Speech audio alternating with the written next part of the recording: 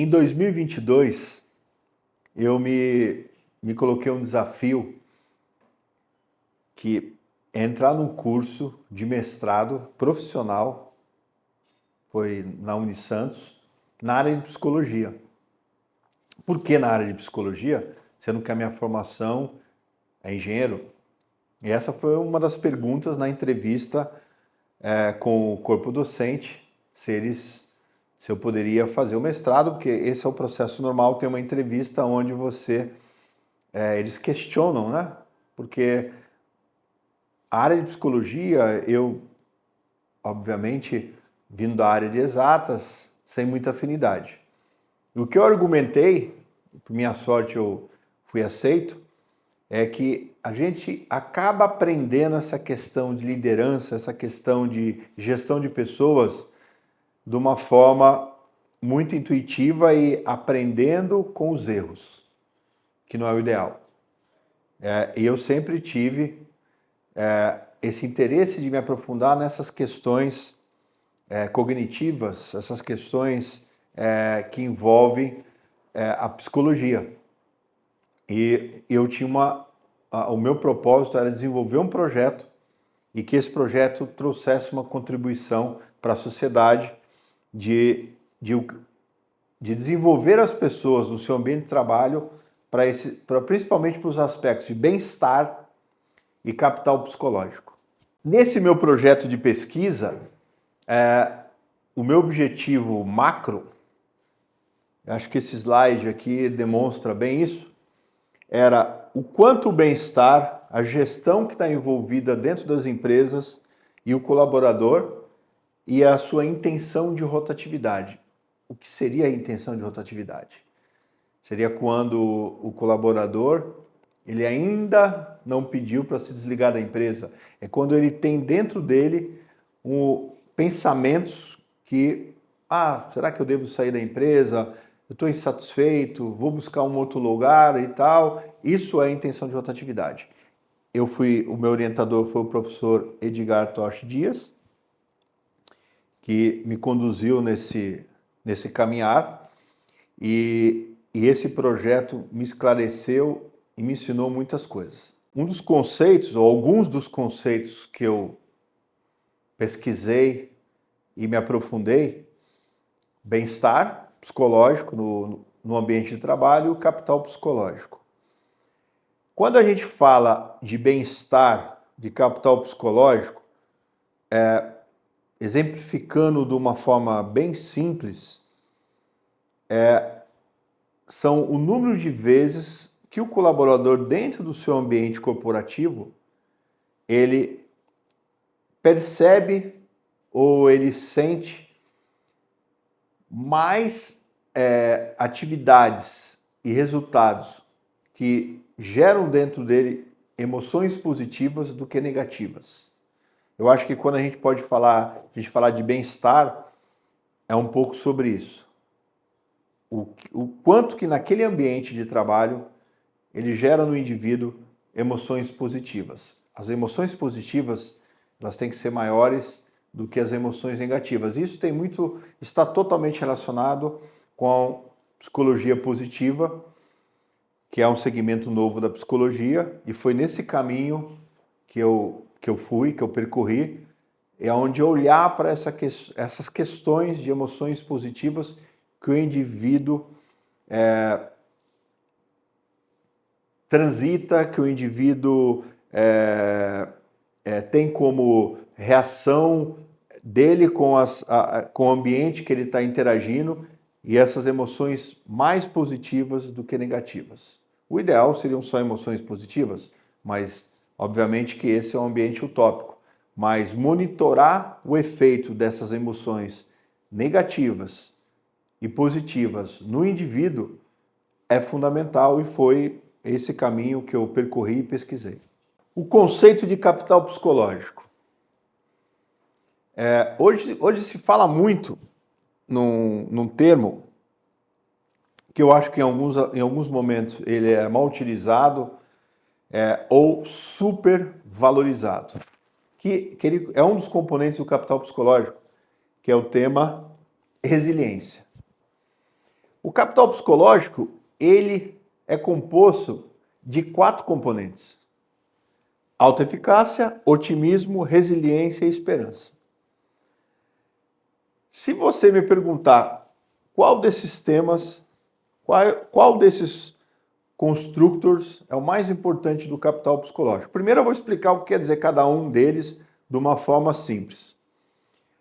Quando eu penso em autoeficácia, é a crença que o indivíduo tem na capacidade dele de realizar atividades. Ou seja, o indivíduo ele acredita que ele é capaz e que ele vai realizar e que ele vai atingir os objetivos daquela atividade. Isso é autoeficácia. Quando a gente fala de otimismo, é um indivíduo que tem dentro dele uma perspectiva otimista da vida, do futuro, do presente, das suas relações. Isso é otimismo.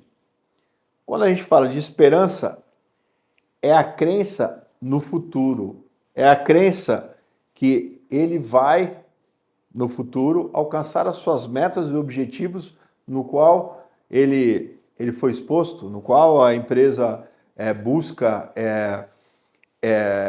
que ele atinja. E quando a gente fala de resiliência, que hoje é comum as pessoas falarem desse tema, né?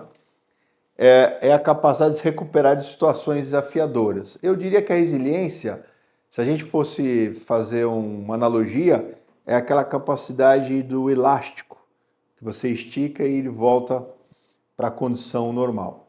Então, basicamente, esses são os 4 componentes do capital psicológico. E esses componentes, eles são fundamentais, mensurar esses componentes, e é possível mensurar esses componentes de uma forma científica. Tem mecanismos de mensuração, e quando esses componentes, o quanto mais alto esses componentes estiverem dentro do indivíduo, dentro da organização, maior serão os resultados que esse indivíduo vai trazer, ou esse grupo de indivíduos irão trazer para a organização. E uma pergunta recorrente é: qual desses é o mais importante? Eu costumo responder, claro que todos são importantes, mas não é a resiliência.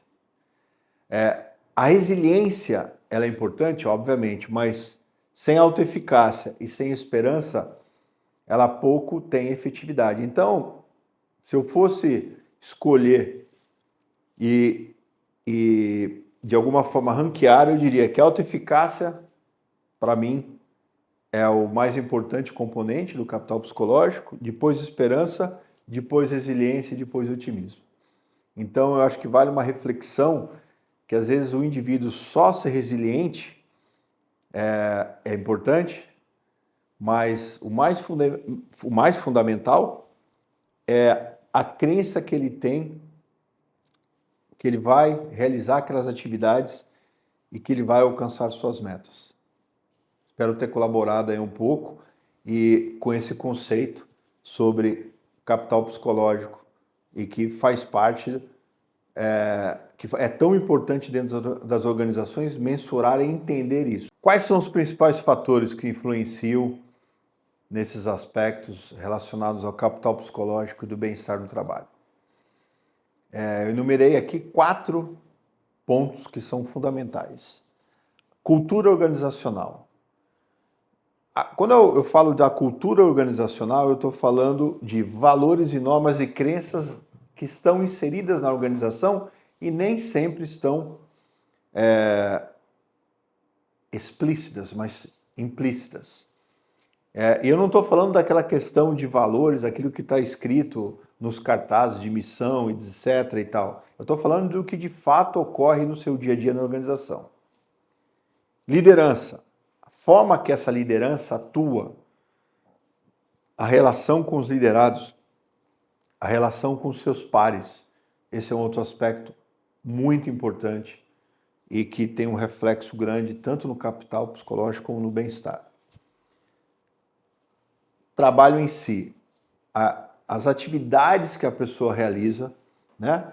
A natureza do trabalho, os controles, a autonomia, a flexibilidade, se os objetivos, se as metas, se os trabalhos que eles são realizados, aquilo que é delegado para o colaborador, é possível ele atingir, são coisas justas. Essa relação de trabalho que envolve as relações interpessoais, essa conexão desses 4 pontos, cultura organizacional, liderança, trabalho e as relações interpessoais, são os pontos que vão tanto alavancar o capital psicológico, o bem-estar, como eles podem ter um reflexo muito negativo, e isso vai gerar um efeito positivo ou negativo que está relacionado com produtividade, está relacionado com engajamento e está relacionado com um resultado diferenciado que esse colaborador traz para a organização.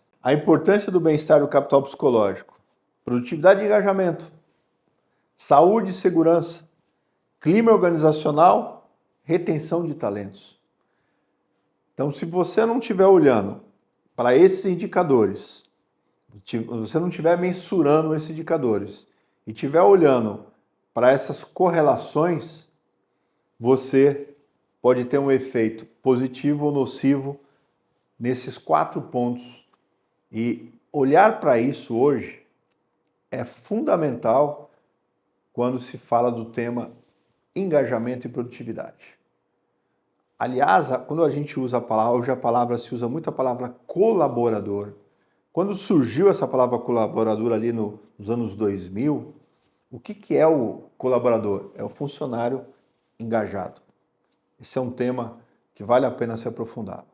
E dentro do meu mestrado profissional, e essa palavra profissional, ela tem um porquê. O mestrado estrito sensu profissional, um dos aspectos é o produto que você tem que gerar junto com a sua dissertação. Então, o produto que eu gerei dentro do meu mestrado, que é onde eu verifiquei a correlação que existe entre capital psicológico, bem-estar e intenção de rotatividade, ou seja, quanto maior o meu capital psicológico dentro da medição que a gente realiza, o bem-estar dentro da medição que eu realizo, quanto maior essa pontuação, menor a minha intenção de rotatividade, ou seja, existe uma correlação. E o produto, a matriz de maturidade que foi gerada dentro do meu mestrado, ela avalia 5 aspectos que, baseado nos estudos que eu fiz, elas são fundamentais para alavancar esses aspectos. Liderança e equipes, remuneração, desafios e oportunidades, comunicação efetiva, treinamento e desenvolvimento. E dentro dessa matriz, eu enumero de 1 a 5, aonde é feita uma análise para saber qual é o nível de maturidade dentro da sua organização, e a partir desse nível de maturidade identificado e o nível de maturidade desejável, a gente realiza um projeto utilizando a metodologia do DMAIC, onde eu estou definindo, medindo, analisando, implementando e controlando, e a gente realiza, após esse diagnóstico, um projeto para melhoria de todo esse sistema, que vai melhorar tanto o capital psicológico, tanto o bem-estar, com redução da intenção de rotatividade.